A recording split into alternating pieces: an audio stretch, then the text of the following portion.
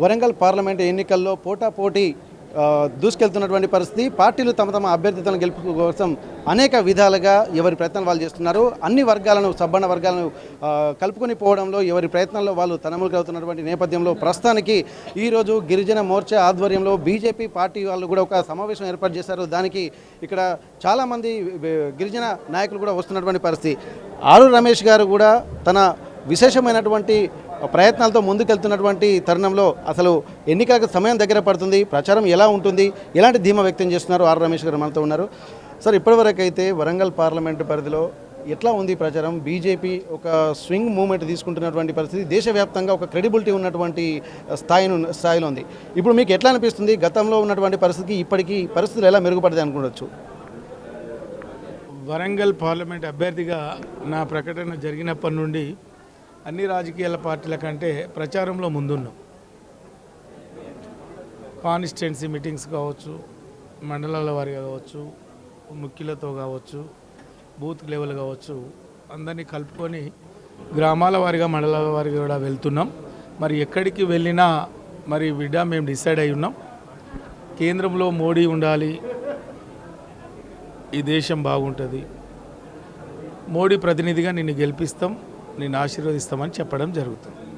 ఇప్పటి వరకు ప్రచారంలో భాగంగా ఇక్కడ కాంగ్రెస్ కావచ్చు, బీఆర్ఎస్ కావచ్చు, ఒకే ఒక్కటి బీజేపీ మీద ఒక ఆరోపణలు చేస్తున్నారు. ఎందుకంటే ఒకవేళ బీజేపీ గెలిస్తే రిజర్వేషన్లను ఎత్తివేస్తామన్నటువంటిది ఒకటి బలంగా తీసుకెళ్తున్నటువంటి పరిస్థితి. దీనికి మీరు ఏమంటారు? నేను దాన్ని తీవ్రంగా ఖండిస్తున్నా. ఒక జాతీయ రాజకీయ పార్టీగా రాజ్యాంగానికి విరుద్ధంగా మాట్లాడు అంటే రాజకీయ లబ్ధి కోసం మరి అమిత్ షా గారు మాట్లాడిన దాన్ని వక్రీకరించినందుకు మరి అన్ని పార్టీలపైన ఏ విధంగా ఏం జరుగుతుందో చూస్తున్నారు. బీజేపీని తట్టుకోలేని పరిస్థితిలో కాంగ్రెస్ పార్టీ ఏం చేయాలని ఒక విష ప్రయత్నం చేస్తున్నది తప్ప, బట్టగలిసి మీదేసి లబ్ధి పొందాలి ప్రయత్నం చేస్తున్నది తప్ప, ఒక సిద్ధాంతంగా, ఒక రూఢిగా, ఒక పద్ధతిగా ఆరోపణ చేసి నిరూపించలేని పరిస్థితిలో కాంగ్రెస్ పార్టీ ఉన్నది. ఎందుకంటే ఈరోజు ఈ తెలంగాణ రాష్ట్రంలో 3 ఎస్సీ రిజర్వేషన్లు ఉంటే ఒకటి కూడా మాదిగ సామాజిక వర్గానికి ఇవ్వలే. ఇలా సూటిగా అడుగుతుంది మాదిగ సామాజిక వర్గం కాంగ్రెస్ పార్టీని ఎందుకు ఇవ్వలేదు, దానికి సమాధానం లేదు. కాబట్టి ఏదో ఒకటి చెప్పాలి, ఏదో ఒకటి బీజేపీని బదనాం చేయాలి, బీజేపీ అభ్యర్థులను బదనాం చేయాలని ప్రయత్నం చేస్తున్నారు తప్ప అది ప్రజలు గమనిస్తున్నారు. రిజర్వేషన్లకు బీజేపీ పార్టీ 100% కట్టుబడి ఉన్నది. ఎందుకంటే ఒక బీసీ బిడ్డ, ఒక పేద కుటుంబం నుండి వచ్చిన బిడ్డ ఈ దేశానికి ప్రధానిగా ఉన్నారు. కాబట్టి భారతీయ జనతా పార్టీ రిజర్వేషన్ కట్టుబడి ఉన్నది. ఓకే, భారతదేశానికి సంబంధించి ఇప్పటికే ఎన్నో కొన్ని ప్రాంతాలను, అంటే దేశవ్యాప్తంగా ఉన్నటువంటి ప్రధానమైన నగరాలను గుర్తించినటువంటి తరుణంలో బీజేపీ అధికారంలో ఉన్న తర్వాత హృదయ్ అమృత్ స్మార్ట్ సిటీ అని చెప్పి వరంగల్కు కూడా కొన్ని నిధులను కేటాయిస్తున్నాము, మేము దాన్ని అభివృద్ధి చేయడమే మాకు లక్ష్యం అని చెప్పి అంటారు. యునెస్కోగా గుర్తింపు పొందినటువంటి ప్రాంతంగా కూడా రామప్పని చేశారు. కానీ అనుకున్నంత అభివృద్ధి జరిగిందా లేదా అన్నది మీరే చూడని అని చెప్పి మిగిలిన పార్టీలు విమర్శిస్తున్నారు. అసలు దీన్ని ఎట్లా చూస్తున్నారు? ఒకవేళ మీరు ఏం నిర్ణయం తీసుకోబోతున్నారు ఇటువంటి వాళ్ళ కేంద్ర నిధుల పట్ల? కేంద్రంలో మోడీ గారి నేతృత్వంలో రాజకీయాలకు అతీతంగా పాలన జరుగుతుంది.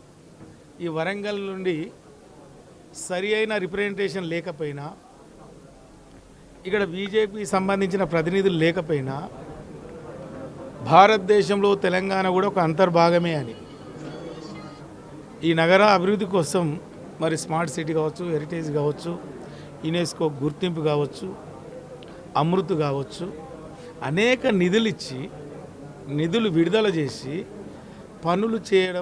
నిధులు విడుదల చేయడం మరి కేంద్ర ప్రభుత్వం బాధ్యత, పనులు చేపించడం రాష్ట్ర ప్రభుత్వాల బాధ్యత. మరి కేంద్రం నుండి వచ్చిన నిధులు వచ్చినాయి, పనులు ఏ మేరకు నడుస్తున్నాయి ఇక్కడ ప్రజలు గమనిస్తున్నారు. ఈరోజు బ్రహ్మాండంగా భద్రకాళి బండ్ అయిపోయింది, బ్రహ్మాండంగా వాకర్స్ కూడా కేంద్ర నిధులతో అంటారు. 100% కదా. ఇవాళ ఎన్హెచ్ రోడ్స్ కానీ, జాతీయ రహదారులు కానీ, గ్రామాల్లో అంతర్గత సీసీ రోడ్లు కానీ, పేదవాడి టాయిలెట్ కానీ, శ్మశాన వాటిక కానీ, డంపింగ్ యార్డ్ కానీ, ఇవన్నీ కూడా కేంద్ర నిధులే. కాబట్టి ఇక్కడ ఎవరైతే అధికారంలో ఉన్నారో వాళ్ళు ఓన్ చేసుకోవడానికి ప్రయత్నం చేస్తారు, కానీ నిధులన్నీ మోడీ గారు ఇచ్చిన నిధులే. ఆ నిధులు విడుదలైనవి, పనులు చేయించుకోవాల్సిన బాధ్యత రాష్ట్ర ప్రభుత్వాలు. ఓకే, ఇప్పటికీ రహదారులు కనుక ఈజీగా ఉంటే దేశ అభివృద్ధి ఈజీ జరుగుతుంది, ట్రాన్స్పోర్టేషన్ బాగా జరుగుతుంది అన్నటువంటి కేంద్ర ఆలోచనకు అనుగుణంగా రహదారుల నిర్మాణం జరుగుతుందని మీరు చెప్తున్నారు. అలాగే ఎయిర్పోర్ట్ బీజేపీ దశాబ్ద కాలంగా అధికారంలో ఉన్నప్పటికీ కూడా ఎయిర్పోర్ట్లో ఇంత కూడా కదలిక రాలేదని చెప్పి ఇక్కడ విమర్శిస్తున్నారు. మేము అధికారంలోకి వస్తేనే చేస్తామని చెప్పండి. ఇప్పుడు వరంగల్ ఎనుమామల మార్కెట్కు అన్ని వసతులు ఉన్నప్పటికీ కూడా ఇప్పుడు బీజేపీ తరఫు నుండి ఎలాంటి నిర్ణయం తీసుకోబోతున్నారు? దీంట్లో ఏమైనా కదలిక వచ్చేటువంటి అవకాశం ఉంటుందా? దానికి మీ రిప్రజెంటేషన్ ఏంటి కేంద్రానికి? 100% మూడోసారి మోడీ గారు ప్రధాని కాబోతున్నారు. ఇక్కడ మోడీ ప్రతినిధిగా మరి బీజేపీ నేనే గెలుస్తున్నా. వరంగల్లో ఉన్న మామ్నూర్ ఎయిర్పోర్టుకు స్థలము దాదాపు 432 ఎకరాలు కావాలి. దానికి రాష్ట్ర ప్రభుత్వం గతంలో వెటర్నరీ కాలేజ్ ల్యాండ్స్ రైతులకు ఇచ్చి రైతులది మేము ఒక ప్రయత్నం చేసినాం. ఇప్పుడు ల్యాండ్ అప్పగింతల వరకు వచ్చింది. అతి త్వరలో రేపు ఎన్నికల తర్వాత అతి త్వరలో ఎయిర్పోర్టు పునరుద్ధరిస్తాం, ప్రయాణాలు జరుగుతాయి, ప్రారంభిస్తాం. మీరు ఇప్పటి వరకు గ్రామీణ స్థాయిలో పాటు నగరంలో కూడా తిరుగుతున్నారు, అనేక సమస్యలు మీరు గుర్తించారు. వరంగల్ పార్లమెంటు పరిధిలో ఇప్పుడు ఇదివరకు గతంలో ఇచ్చినటువంటి హామీలు కాకుండా మీరు కొత్తగా గుర్తించినటువంటి అంశాలు ఏమైనా ఉన్నాయా? గతంలో హామీలు మేము వెళ్ళినప్పుడు సమస్యలు మాకు స్పష్టంగా తెలుస్తున్నాయి. వరంగల్ పార్లమెంట్ పరిధిలో ఉన్న 7 అసెంబ్లీ సెగ్మెంట్లను ఒక యూనిట్గా చేసుకొని ఒక డిపిఆర్ తయారు చేసుకొని మరి రేపు ఎన్నికల తర్వాత ఈ డిపిఆర్ ప్రకారం పనులు చేయాలి, ఫలాలు ప్రజలకు అందించాలి, ప్రజల ఆశీర్వాదం తీసుకోవాలి, వాళ్ళ రుణం తీర్చుకోవాలని ఒక ప్రణాళిక చేసుకున్నాం. ఉదాహరణకు మామ్నూరు ఎయిర్పోర్ట్ పునరుద్ధరణ కావచ్చు, భూపాల్పల్లి రైల్వే లైన్ కావచ్చు, లేదా ఆసియాలోని అతిపెద్ద మార్కెట్ అయిన ఎనుమామ్ల మార్కెట్ను విస్తరింపజేసి ఫుడ్ ప్రాసెసింగ్ యూనిట్లు పెట్టే కార్యక్రమం కావచ్చు, ఐటీ హబ్ను ఎక్స్టెన్షన్ చేసే కార్యక్రమం కావచ్చు, కాకతీయ టెక్స్టైల్ అనుకొని కేంద్ర నిధుల నుండి మరి ఇంకా ఎక్స్పాన్షన్ చేసి మరి మా నేతలకు ఉపాధి కల్పించే కార్యక్రమం కావచ్చు, అదేవిధంగా ఎడ్యుకేషన్ హబ్ కావచ్చు లేదా ఇతరత్ర కావచ్చు, వరంగల్ మహానగరాన్ని సుందరీకరించడానికి అండర్ గ్రౌండ్ డ్రైనేజ్ సిస్టమ్ కావచ్చు, ప్రత్యేక నిధులు తీసుకొచ్చి పార్లమెంటు అన్ని విధాల్లో అభివృద్ధి చేయాలని ఒక సంకల్పంతో ఉంది. ఓకే, చివరిగా వరంగల్ పార్లమెంటు పరిధిలో ఉన్నటువంటి 7 ఎమ్మెల్యేలు కాంగ్రెస్ పార్టీ ఉన్నటువంటి ధీమా కాంగ్రెస్ పార్టీ వ్యక్తం చేస్తుంది. బలం 1.8% ఓట్లతోటి మాకు ఒక క్యాడర్ ఉందన్నటువంటి ఒక ధీమా ఇటు బీఆర్ఎస్ పార్టీ వ్యక్తం చేస్తుంది. ఇక్కడ బీజేపీ బలం ఏంటంటారు ఈ ఎన్నికల్లో? బీజేపీకి బలగం అన్నీ మోడీ. గడిచిన 10 సంవత్సరాల్లో మోడీ గారు చేసిన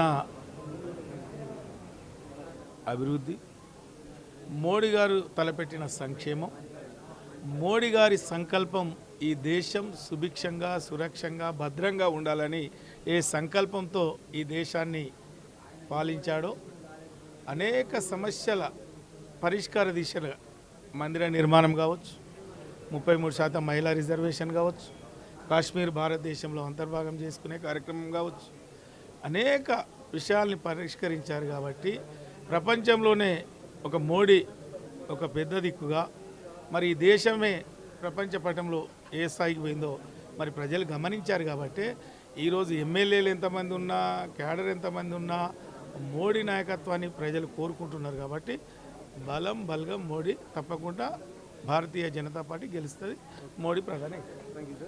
అదే ఇప్పటి వరకు దేశానికి వ్యాప్తంగా ఉన్నటువంటి క్రేజ్ మోడీ ఏ విధంగా దేశాన్ని అభివృద్ధి పథంలో నడిపిస్తున్నారన్నటువంటి ఒక ఆలోచనతోటి అందరూ తమ వైపే చూస్తూ అంటున్నారు.